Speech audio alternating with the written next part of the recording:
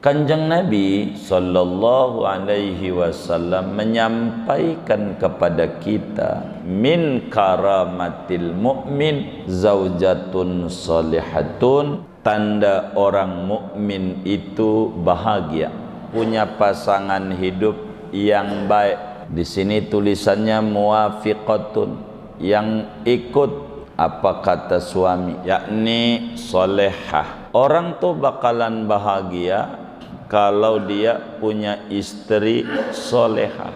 Allahu ya Allahu ya Allah. Assalamualaikum warahmatullahi wabarakatuh. Bismillahirrahmanirrahim. Alhamdulillahi rabbil alamin. Wassalatu wassalamu ala sayyidina Muhammadin wa ala alihi wa sahbihi ajma'in. Allahumma inna nastahdika li arsyadi amrina wa zidna ilman yanfa'una fid dharain. Qala al-imam al-muallif rahimahullahu ta'ala wa nafa'ana bihi wa bi barakati ulumihi wa ghafara lahu wa li masyaikhihi wa li masyaikhina amin. Ya Ali, wahai Ali, min karamatil mu'mini zaujatun salihatun wassalatu jama'atan wa jiranun yuhibbunah. Wahai Ali, di antara kebahagiaan orang mukmin yaitu ada istri yang nurut, yang cocok, wassalatu jama'atan, dan salat padahal berjamaah, wajiranun yuhibbunah, dan ada tetangga yang mencintai oleh jiran akan dia. Wallahu a'lam bissawab. Segini. Bapak, Ibu, saudara-saudara sekalian yang mulia, malam hari ini kajian kita masih meneruskan wasiat-wasiatnya Rasulullah sallallahu alaihi wasallam kepada Imam Ali bin Abi Thalib karramallahu wajhah, yakni tentu untuk kita semua sebagai umatnya. Saudara sekalian, tidak ada di antara kita yang ingin hidupnya sengsara. Enggak ada. Tapi enggak tahu, saya mau tanya, ada enggak yang pengen sengsara? Oh, enggak ada. Ya, enggak ada lah. Semua kita pengen hidupnya bahagia. Semua kita. Tidak ada yang ingin hidupnya sengsara. Lalu kemudian ketika kita menginginkan bahagia, sudahkah kita dapati ataukah kita belum?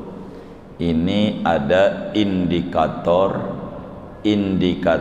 kebahagiaan orang yang beriman, kebahagiaan orang mukmin.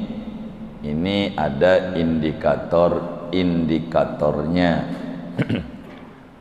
Kanjeng Nabi sallallahu alaihi wasallam menyampaikan kepada kita lewat pesan beliau kepada Imam Ali bin Abi Thalib radhiyallahu ta'ala anhu wa karramallahu wajhah, kata Nabi, min karamatil mu'min zaujatun salihatun wassalatu jama'atan wajiranun yuhibbunah.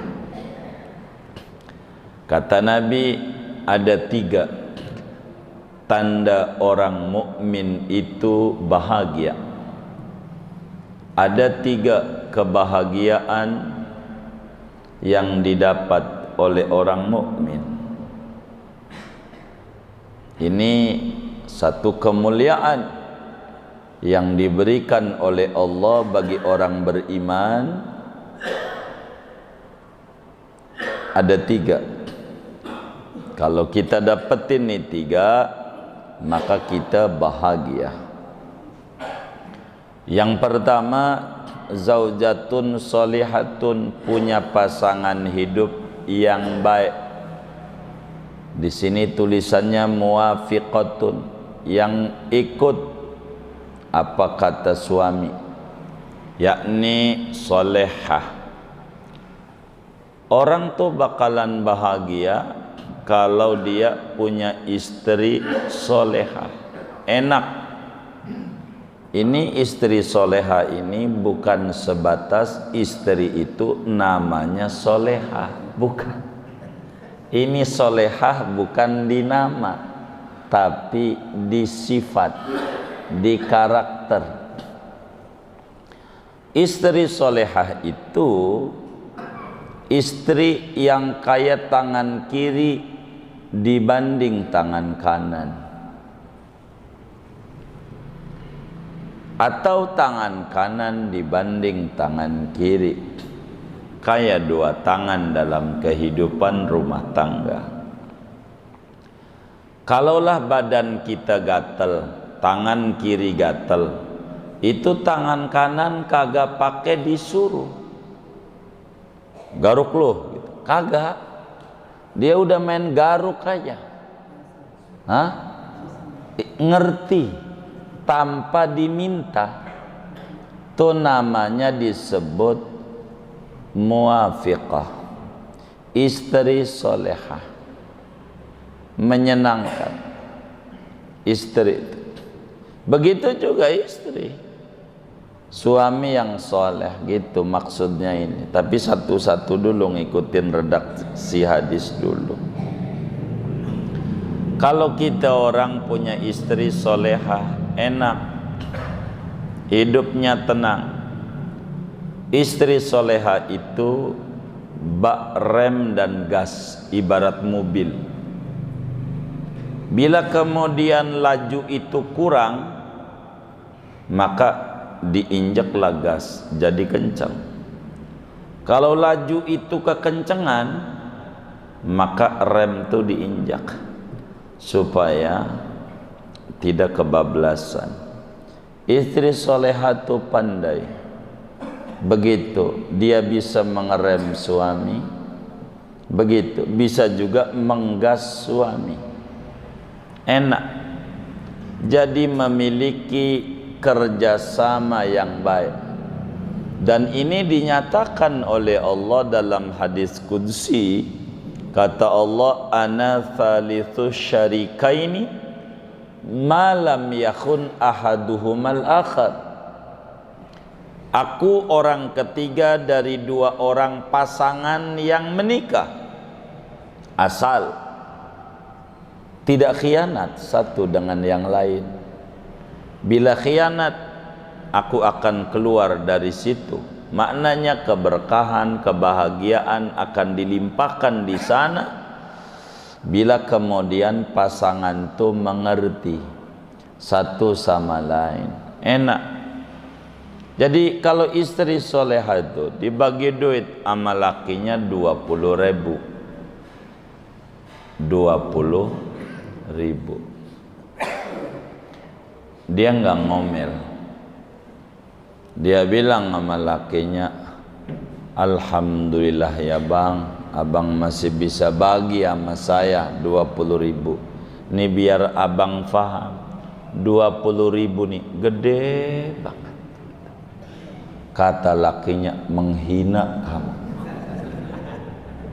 Kata dia, enggak bang, demi Allah. Tuh pakai demi Allah. Istri soleh Anda, biar abang paham, ini 20.000 nih bang, bisa cukup untuk seminggu, bisa juga cukup untuk sebulan, bisa juga untuk setahun, bisa bahkan bisa untuk seumur hidup. Saudara ndak usah ngomong sama temennya, bini gua nggak begitu, lagi cerita istri soleha, diam aja. Lagi cerita istri soleha, suaminya nanya, Neng itu 20.000 seminggu buat apaan? Beli garam bang. Jadi garam tuh ya 20.000 seminggu cukup gitu. Kalau Neng bilang sebulan, beli mecin sasa, karena kalau sayur bening nggak perlu sasa bang, jadi ya cukup lah untuk sebulan. Kalau setahun untuk beli kalender, jadi sampai 31 Desember cukup 20.000, begitu bener nggak? Itu begitu. Sampai lakinya penasaran, kalau seumur hidup beli kastok hanger.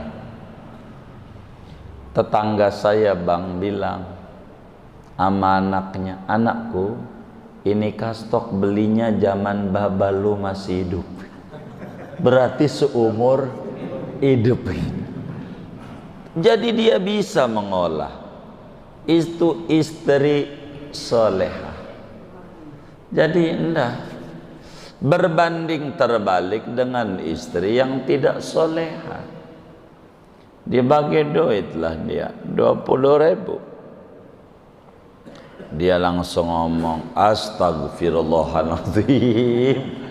Lo mau bang, kira-kira aja zaman kayak begini lo bagi duit 20.000. Buat beli apa 20.000? Lo memang dasar laki geblek.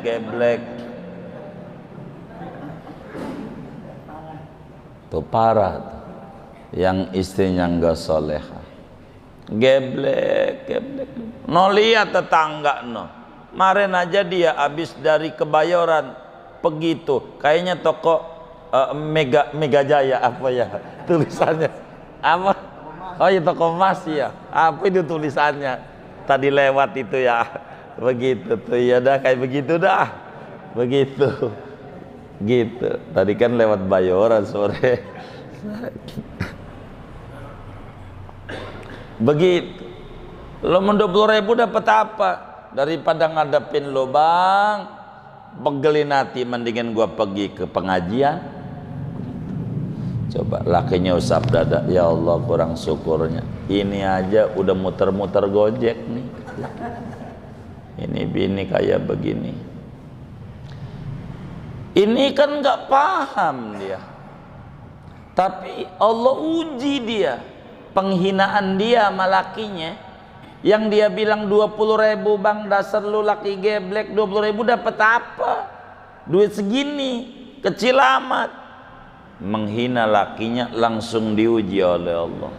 Dia bilang mendingan gua pergi ke pengajian ngadepin lu kayak begini. Dia pergi ke majelis, di jalan ambil cembur ke guru tuh gitu. Payah laki gue gitu. Tapi sambil ngomong sama temannya, Pok, apaan?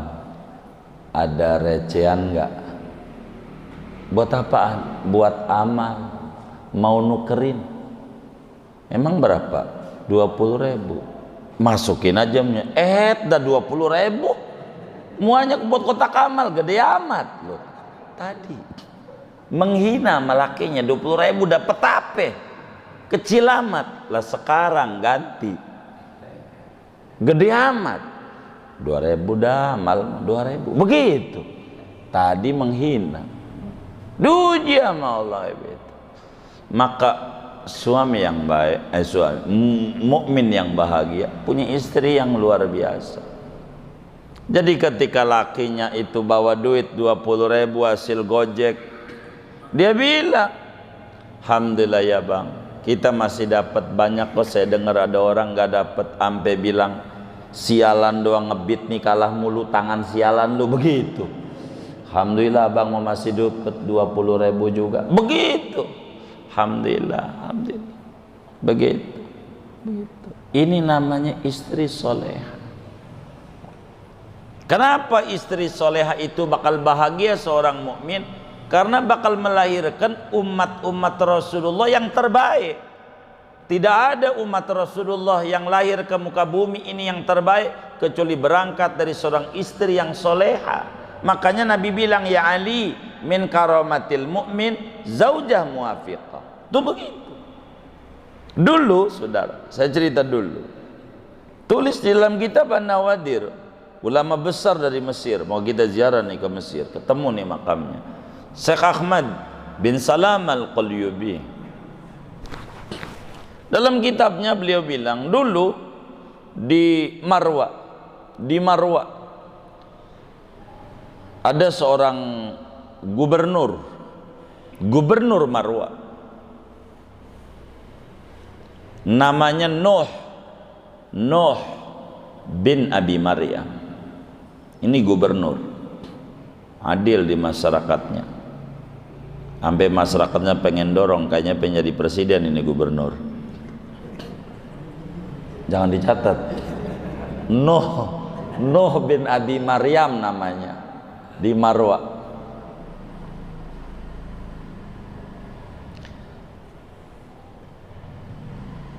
Dia punya kebun anggur. Nuh. Ada budak, bahasa kita orang karyawan dah belakangan. Ya di kitabnya resminya budak, hitam, ya pendek juga, begitu. Namanya Mubarak. Dia bilang, Tuan, saya ini pengen kerja. Aduh, semua lowongan udah tutup. Yang ada cuman jaga kebun anggur saja. Kalau kamu mau, nggak apa-apa, dengan gaji sekian dinar. Dia mau jaga kebun. Baik, diantarin kebun. Ini kamu rawat kebun. Orang soleh Mubarak ini, orang baik. Maka kemudian itu, setelah 3 bulan ngurusin kebun kurma, nyiramin ini segala macam, nyiangin dah penyakit segala macam, udah benalu apa, musim panen, maka Nuh bin Abi Maryam berangkat ke kebun. Ya, musim panen. Kalau kita mau Cijeruk, ya emang juga Cijeruk, nanam jeruk, begitu. Jadi kebun anggur. Lalu saya datang, oh Tuan datang, iya, saya pengen melihat hasil rawatan kamu dalam mengolah kebun ini. Kata Nuh bin Abi Maryam, seorang gubernur, dia bilang, Mubarak, baik Tuan, coba saya petikin anggur. Saya pengen cicipin. Lalu anggur itu diambil oleh Mubarak, kasih tuannya, dicicipin oleh tuannya. Tuannya sampai berudah, asem, enggak ada dari pohon yang lain, ambilin dari pohon yang lain. Cicipin lagi, asem lagi. Enggak ada pohon yang lain. Ada Tuan, dari berbagai jenis. Cicipin lagi, asem lagi. Dari sekian jenis pohon anggur, semua yang dicicipin rasanya asem. Marah Nuh kepada Mubarak sebagai majikan. Kata Nuh, Mubarak, kata Nuh, baik Tuan, kamu ini kerjanya apa aja? Enggak bisa bedain antara anggur manis sama anggur asem. Kamu enggak bisa bedain selama 3 bulan kamu kerja ini. Kata Mubarak jawab, mohon maaf Tuan, saya tidak bisa. Emang kamu enggak cicipin? Itu dia masalahnya Tuan. Perjanjian Tuan dengan saya, Saya ini disuruh ngerawat kebun. Tidak ada titah Tuhan untuk mencicipi. Kalau saya makan, saya khianat sama Tuhan, khususnya saya khianat sama Allah yang melihat dan mengawasi saya. Tuhan tidak pernah nyuruh saya nyicipin, yang disuruh ngurusin kebun doang. Kaget.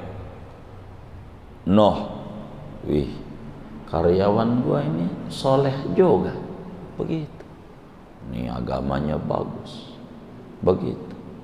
Nyicipin enggak? Kalau kita karyawannya, tuannya belum tahu, udah bawa pulang buat bini. Bener enggak? Tuh, kan begitu. Ini Mubarak enggak. Dia tahu tuannya enggak nyuruh, suruh rawatin doang. Ikhfad hadhil basatin, jaga ini kebun, rawat dengan benar. Enggak ada suruh nyicipin. Saya gak berani. Yang jatuh ya biarin aja, karena saya cuma ngebersihin doang.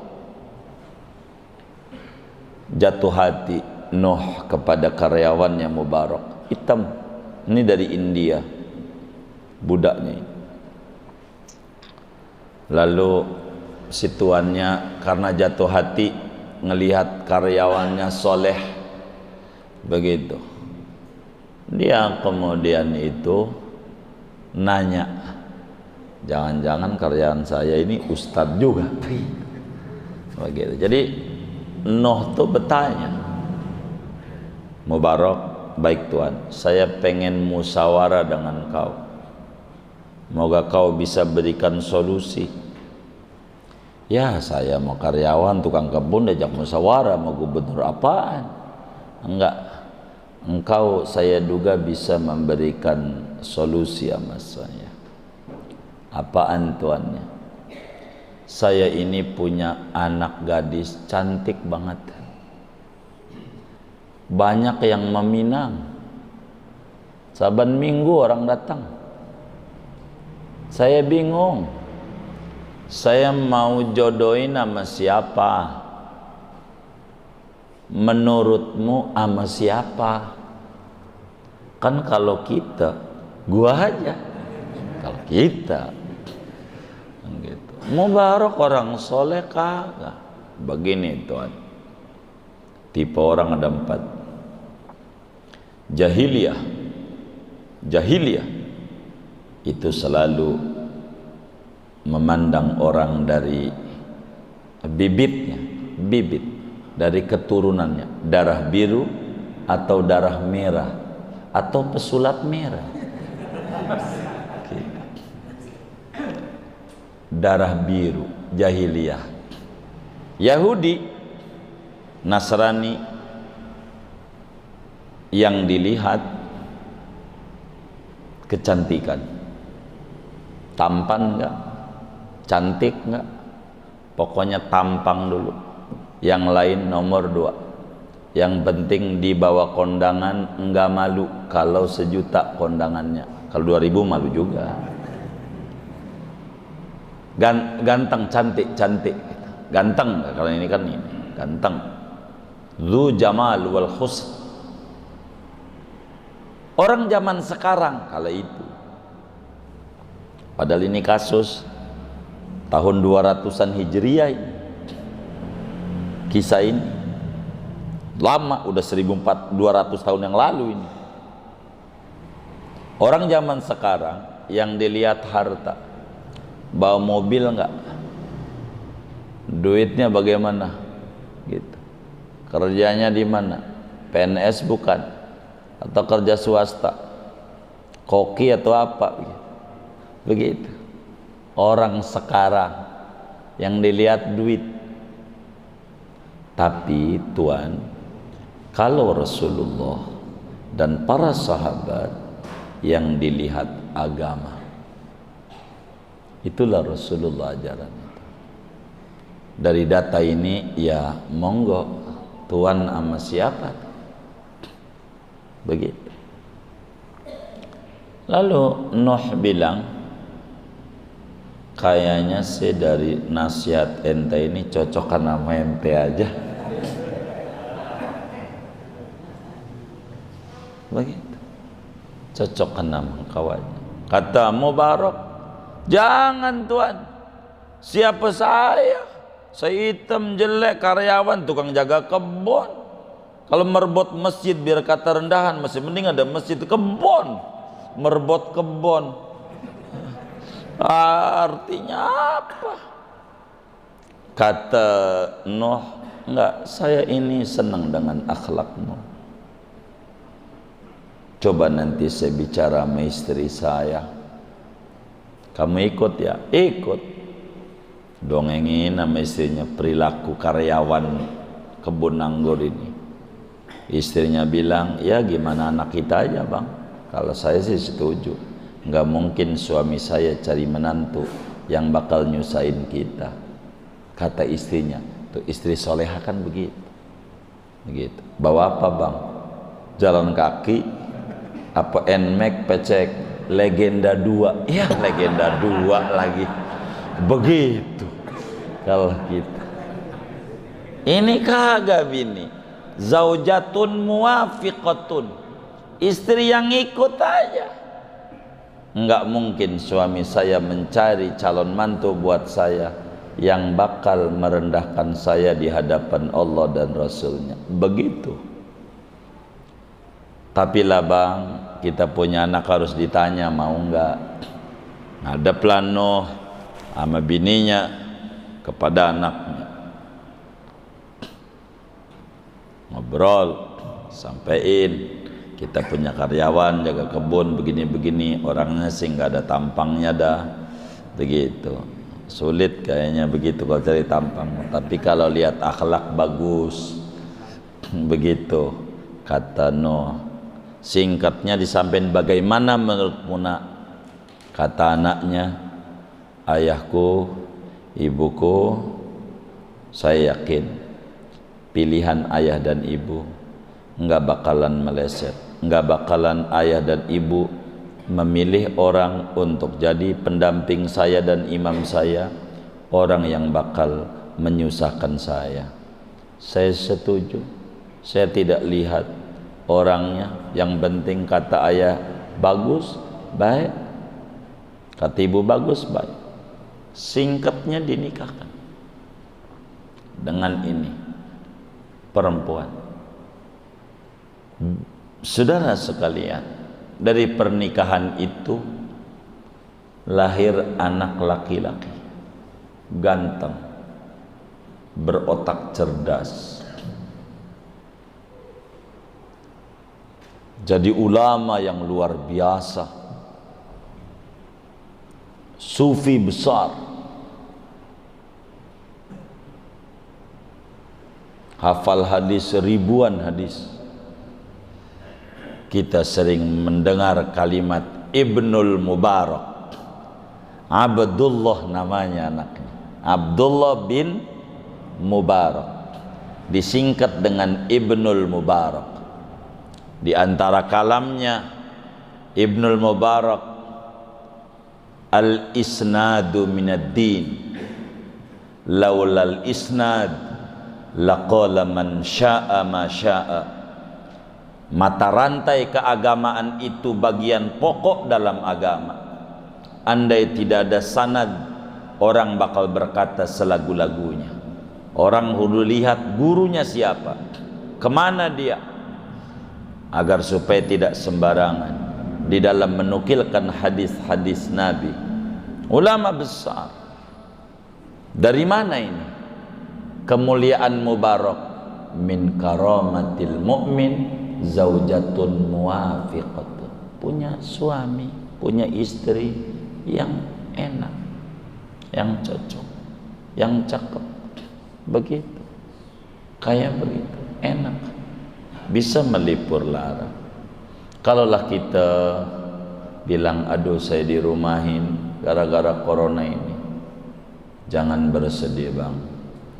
Itu kantor, itu perusahaan bukan Tuhan, bukan Tuhan. Sehingga ketika abang keluar dari kantor itu abang mati, enggak, yakin bang, rezeki masih banyak. Sabar sambil terus berikhtiar. Laki yang down jadi naik. punya suami kayak suami yang down jadi naik, punya istri kayak gitu. Itu cakep, istri yang soleha, enak hidup. Jadi kerjasama yang baik, lakinya pergi ke pasar, ke toko konveksi, bininya jagain ratibul haddad, dalailul khairat, baca waqi'ah, sholat duha, macam-macam, doain laki dan tidak mematahkan semangat suami. Itu enak begitu. Yang bikin pusing tuh sama orang, punya bini bawel banget, itu kayak begitu, ngomel mulu sama laki, itu bikin puyeng. Sama laki yang model kayak begitu. Maka ada orang di majelis, guru baru bismillah, dia udah ngantuk matanya, baru bismillah udah 5 watt. Itu kenapa? Itulah ketika ditanya sama Muallim Syafi'i Adzami, kenapa tuh orang ngantuk?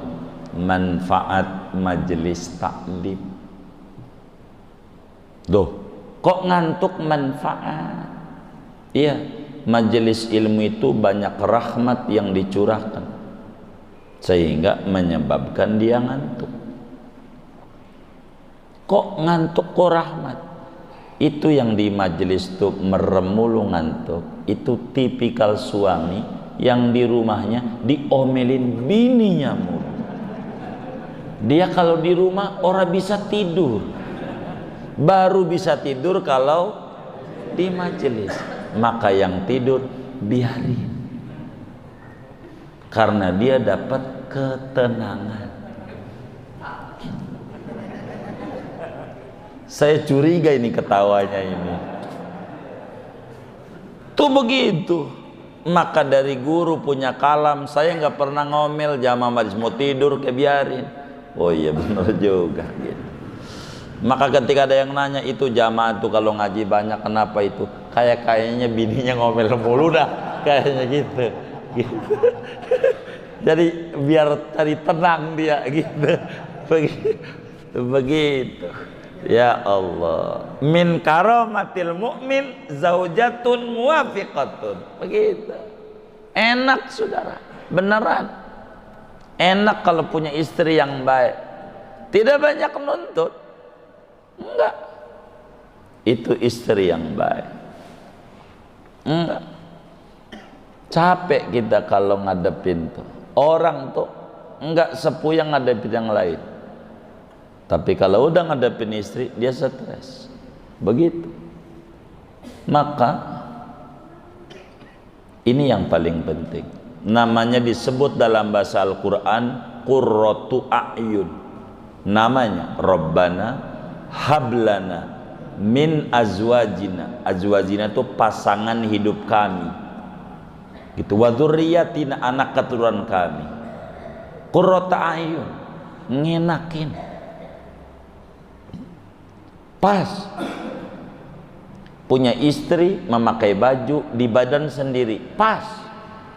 Yang bikin ribut kehidupan rumah tangga itu ketika seorang istri memakai baju jahit, nyedenginnya di badan orang lain. Apa nih? Ngukurnya di badan orang lain. Kalau kita baju ngukurnya di badan orang lain, nggak bakalan muat. Bisa kegedean, bisa kekecilan. Betul nggak? Itu begitu. Maka seorang istri yang bakal jadi ribut rumah tangga bila si istri itu ngukur baju di badan orang lain. Lah laki kita kondektur, tetangga kita lakinya direktur, kan beda. Ujungnya sih sama, tur, kan depannya beda. Enggak boleh ini si kondektur ini lakinya diukur ini perempuan ini dengan laki yang direktur, salah. Kita harus ngukur begitu, ngukur begitu. Repot pelan-pelan di majlis. Saya jarang ngajak bikin seragam tuh kalau nggak jamaah yang dorong saya. Gara-gara seragam jadi ribut aja tuh suami istri. Seragam mulu begitu. Gara-gara begitu. Maka ada laki kata bininya, alhamdulillah bang, di kampung kita ada majlis taklim baru. Innalillahi wa inna ilaihi raji'un. Bukan alhamdulillah. Innalillahi. Emang apa? Itu baju kemarin kredit belum lunas. Ini kredit laki nih. Tuh. Jadi puyeng. Yang enak punya istri soleha, enak. Istri soleha. Saya mencerita Abu Talha, seorang istri yang soleha. Istrinya Abu Talha ini menjadi dipuji oleh Rasulullah. Anaknya yang kecil umur 5 tahun meninggal dunia. Enggak dibilang sama lakinya, kagak. Mati tuh, dohor, lakinya lagi di kebun, kagak dibilangin. Diurusin, dibersihin, ditidurin di kasur. Enggak ditelepon juga lakinya yang di kebun tuh. Bang ini begini. Enggak. Tenang dia. Lillahi ma'a'ta wa lillahi ma'akhad. Ya Allah yang ngasih, Allah yang ngambil. Begitulah istrinya Abu Talha. Diurus, tidurin, begitu. Lakinya pulang jam 5 sore menjelang maghrib. Mana ini Sintong? Tiduran. Oh ya udah biarin dah kalau dia tidur rumah. Begitu. Biarin dia tidur rumah. Siang sampai maghrib nggak bangun. Emang mati dari dohor. Gitu. Sampailah lakinya makan habis sholat isya. Diajak ngobrol, ditemenin lakinya. Bocah tidur, ya biarin dah lakinya. Diajak ngobrol. Kata istrinya Abu Talha bilang begini, abang gitu, boleh neng nanya? Kata lakinya, ya boleh lah, sambil makan. Sambil makan. Sambil makan. Mau nanya apa gitu?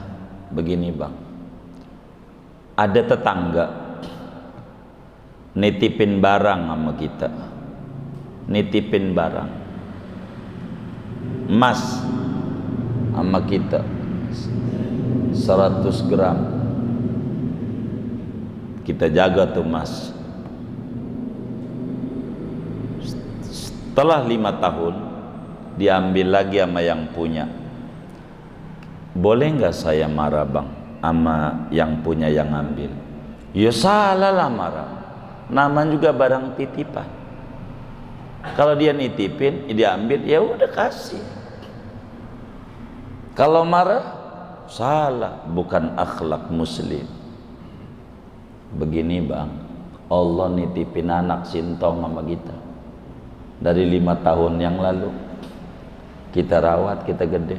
Sekarang diambil bang sama Allah. Udah meninggal, tadi meninggal ba'da zuhur bang. Lakinya cuma netes air mata. Terima kasih. Diurus bang. Enggak bang. Dipuji oleh Rasul. Enak. Kalau punya istri soleha tuh enak. Enak. Enak. Gitu. Enak. Sampai dulu Rasulullah SAW, Sayyidatuna Fatimah masih muda, masih kecil ya, pengantin baru gitu, baru 2 tahunan lah, 3 tahun menikah dengan Imam Ali nih bin Abi Thalib. Nabi pernah berkomentar begini, perempuan yang paling dulu masuk surga namanya Muti'ah. Perempuan paling dulu masuk surga kata Nabi namanya Muti'ah. Sayyidatuna Fatimah tidak marah sama abahnya, kan dia anaknya, anak Nabi gitu kan, kenapa bukan gue gitu? Enggak kayak begitu. Itulah akhlak orang-orang mulia. Dia pengen belajar. Ada apa dengan Muti'ah? Kenapa sampai Nabi berkomentar paling dulu masuk surga? Saya pengen ikuti biar supaya saya bisa mengungguli daripada kemuliaan yang dimiliki oleh Muti'ah. Ada apa ini? Itu Sayyidatuna Fatimah cari itu Nyai Muti'ah. Nyai Muti'ah. Nih kita biar kita dongeng zaujatun muwafiq. Kala itu bawa anaknya yang kecil, Husain, Sayyidina Husain, digendong, ketok pintu, kita ketemu, pas kita tutup, Waalaikumsalam, man bil bab, siapa yang di luar? Dibilang, saya Fatimah, putrinya Rasulullah. Kata Siti Fatimah. Kata yang di dalam, alhamdulillah, Neng Fatimah datang, tapi nggak dibuka pintunya. Kebiasaan di Arab tuh begitu. Gitu. Ditanya, man ma'ak, ame siapa? Dibilang, ama anak saya bayi Husain. Waduh Neng, lakinya Nyai udah pesen, kagak boleh memasukkan laki-laki ke rumah tanpa izin suami. Tapi ini Husain masih bayi, laki saya enggak ngomong Neng, umur berapanya, cuman enggak boleh laki-laki masuk ke rumah tanpa izin. Sekarang di kebon, wis gini aja, besok aja nanti saya izinin untuk Husain agar supaya Neng bisa nanti ketemu. Iya baik, pulang. Islam tuh. Besok Sayyidatuna Fatimah datang lagi, gendong Husain. Lah anaknya Hasan ikut. Kita nanya, "Ma, mau kemana?" Begitu, ikut. Ketok pintu, man bil bab, siapa yang di luar? Fatimah, putrinya Rasulullah. Ame siapa? Ama Husain dan Hasan. Ya Rabbana Neng, Husain udah saya bilang namanya. Husain diizinin, Hasan masih kecil umurnya, tapi belum izin lah. Wis besok aja. Pulang lagi. Jauh tuh, panas-panasan. 3 hari. Singkatnya udah 3 hari Hasan Husain gitu masuk. Dia cuman pengen lihat komentar ayahnya bahwa Muti'ah paling dulu masuk surganya. Begitu. Moga istrinya bapak-bapak ini semuanya Muti'ah sahabat itu, biar masuk surga semuanya. Lalu kemudian Siti Fatimah lihatin bagaimana dia menyiapkan makan, nunggu lakinya makan pulang dari kebon, nyiapin makan. Udah selesai dari kobokan, bininya ini Muti'ah nih nyiapin laki. Kobokan ada, lap makan ada, namanya topo begitu. Udah semuanya, sayur apa lengkap di meja makan. Udah selesai semuanya, Muti'ah lengkap. Kalau udah ngasih makan, ampe minum, segala macam lengkap. Ini Muti'ah tuh begitu. Amalia, dilihatin sama Siti Fatimah, lihatin. Enggak kayak bininya kita orang, Neng bikin kopi, astagfirullahaladzim, Bang air udah gua masakin, itu kopi ditoples, gula ditoples, bikin aja dewek. Ada nggak yang bininya begitu tuh? Yang mana orangnya? Ini enggak, siapin lengkap. Lalu terakhir sapu lidi ditaruh di meja, sapu lidi. Kaget Siti Fatimah tuh cara ngerawat, ngelihatin bagaimana melayani suami. Lalu nanya, ini apa, semuanya sampai ujung nanya, ini sapu lidi ini untuk apa ditaruh di meja ini? Kata Siti Muti'ah, dan kita renungi kalamnya beliau ini nih. Kata Siti Muti'ah, Neng Fatimah, Nyai ini kalau mau ngasih makan laki selalu kayak begini tiap hari, selalu dikasih sapu di meja makan. Nyai itu nanti lihat aja, nanti kalau sama laki bakal ngomong sesudah makan beres, Bang bagaimana pelayanan saya, masak saya untuk abang hari ini. Kalau belum nyenengin abang, silakan saya digebuk karena saya belum bisa membahagiakan suami. Tapi kalau sudah cukup, alhamdulillah. Kata Siti Fatimah, oh ya wajar kalau begini. Muti, nampaknya bapak pengangguk-angguk istrinya sama kayaknya. Kayak Mutiah kayaknya. Itu begitu. Alhamdulillah. Itu begitu. Bahagia seorang suami itu bila punya istri yang saleh. Dua, biar singkat. Yang kedua, sholat berjamaah. Ya nggak keburu saya neranginnya. Sholat berjamaah itu adalah satu kebahagiaan. Betapa kalau sendiri ganjaran antu berjamaah 27, itu udah cukup. Merupakan kebahagiaan bagi orang. Dari berjamaah kita bisa belajar cara sholat. Dari berjamaah bisa ketemu saudara kita seagama, seiman, dan seterusnya.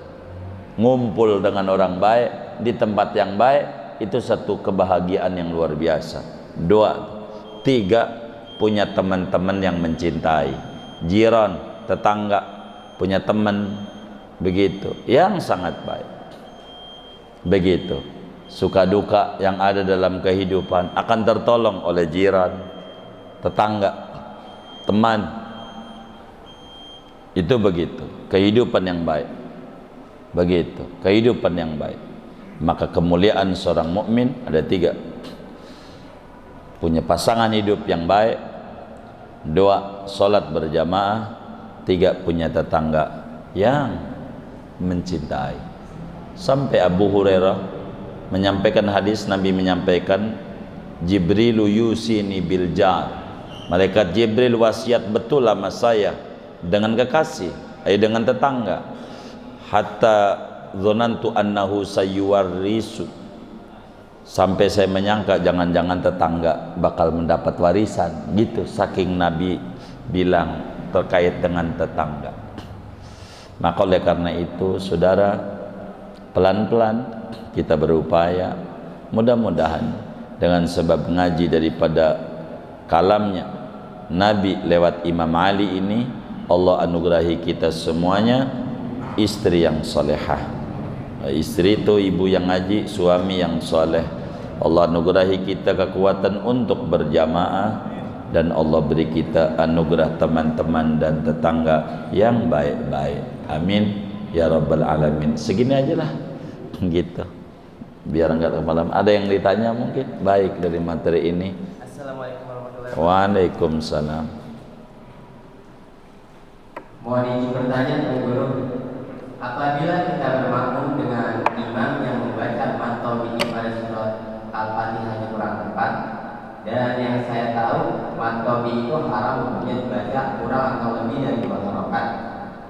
Sedangkan Al-Fatihah itu salah satu rukun.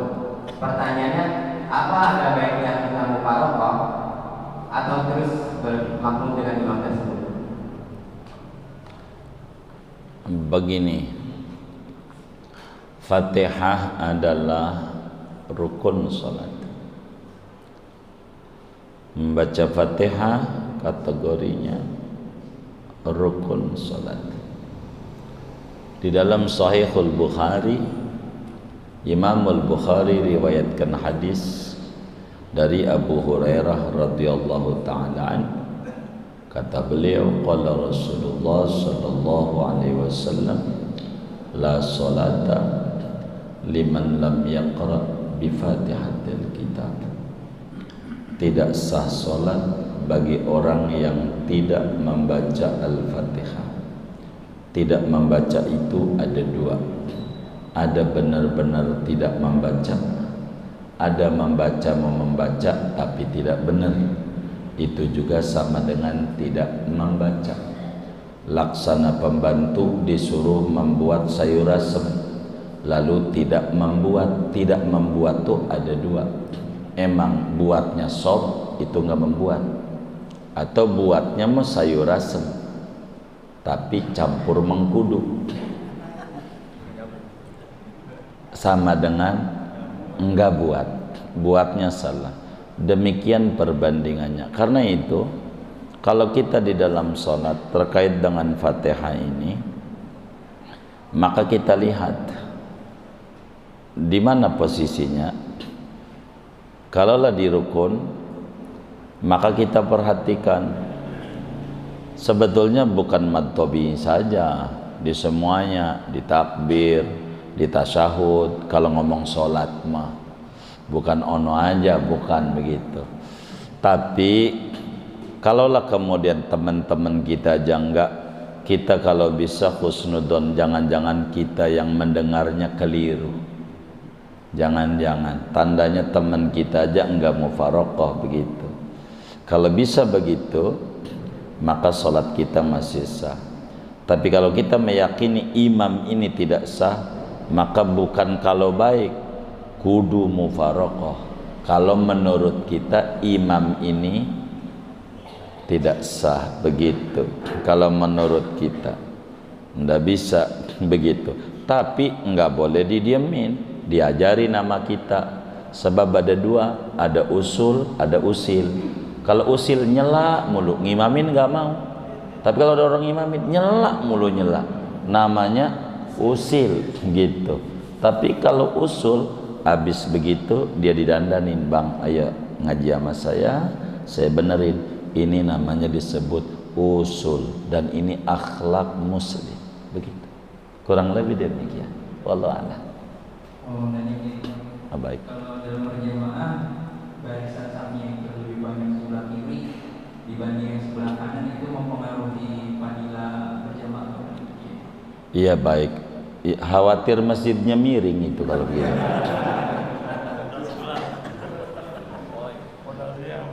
Hah? Iya. Jadi dalam berjamaah itu banyak aturan, ada fadilatul jamaah, ada fadilah. Jadi begini yang paling pokok itu, Pak, dalam berjamaah ini kita nih mohon maaf ibadah ya, jangan menghakimi orang, tapi kita ibadah ini untuk dandanin diri kita begitu. Ini ibadah.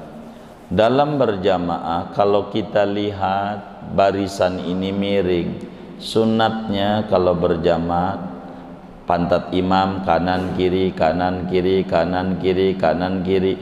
Ini ternyata miring ke kiri, kita barisnya di kanan biar posisi imam di tengah begitu. Dandanin terus begitu, dandanin supaya posisi imam di tengah. Karena urutan ganjaran berjamaah itu begini. Pertama imam, pantat imam, kanannya, kirinya. Tuh urutan ganjaran tuh, nyerapnya ganjaran berjamaah. Kanan kiri, kanan kiri, kanan kiri, kanan kiri, kanan kiri, sampai penuh. Baru tengah lagi, kanan kiri, kanan kiri, kanan kiri, kanan kiri, sampai penuh. Begitulah cara kita berjamaah. Artinya bila dalam satu terjadi berjamaah kiri lebih banyak, maka kita yang baru datang kanan. Kalau kanan ini udah kebanyakan, maka kita kiri. Lihat aja, kalau ada yang kosong, oh ternyata kita datang belakangan, udah di pintu kosong tuh baris 3, terobos sok, isi itu yang kosong. Kasihan yang di belakangnya nggak dapat 27 ganjarannya. Karena nggak boleh kayak gini nih, kan masjid lantai 2, imamnya di bawah. Ini berapa sop ini? Ambil belakang 7. Baik, berarti ketemu situ 8. Itu baru ngitung 8. Walaupun di situ tuh gitu tuh, ama yang di sini atau di sini baris satunya itu tetap ganjarannya gedean yang dibawa di belakang. Kalau nyari ganjaran yang selantai dengan imam. Kalau udah penuh baru ke atas. Begitu cara kita berjamaah kalau pengen nyari ganjaran. Itu begitu. Kalau kita lihat miring ke kiri, kitanya baris di kanan begitu. Kayak tadi, pokoknya ada usul, ada usil. Kalau usil nyela mulu, tapi dia nggak ngerjain juga, ikut kiri juga ujungnya dia. Begitu tuh namanya. Jadi dirapihin pelan. Itu kurang lebih begitu aturannya supaya benar. Karena kata Nabi wasitu al imama, posisikan imam di tengah.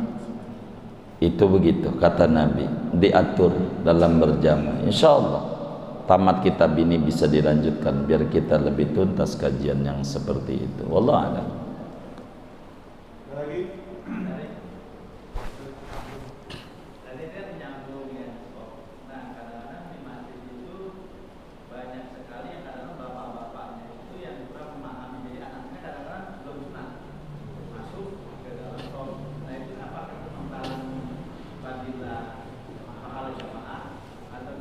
Iya, tidak. Anak kecil yang ke masjid baguslah. Kalau kita ngukur zaman kita lebih kecil, lebih parah bengalnya dibanding dia.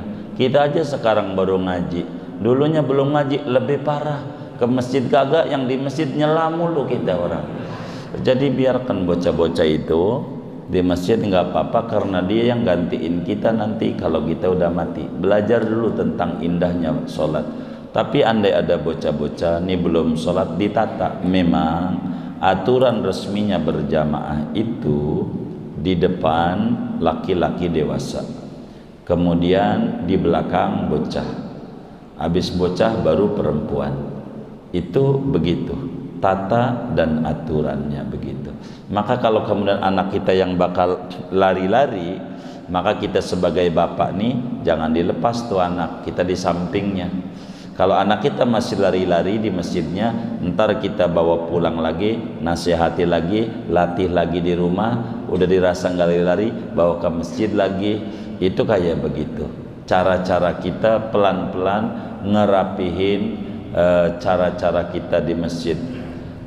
Mungkin bisa saja kita merasa terganggu dengan kayak begitu, tapi kalau mau jujur, dia pengganti kita kalau kita mati. Kalau kita lah dia enggak demen nanti ke masjid, bakal jadi masalah, masjidnya kosong nantinya, dan itu menjadi kendala. Jadi enggak jadi masalah begitu. Yang penting ditata dan diatur dengan baik begitu. Kurang lebih demikian. Allah alam.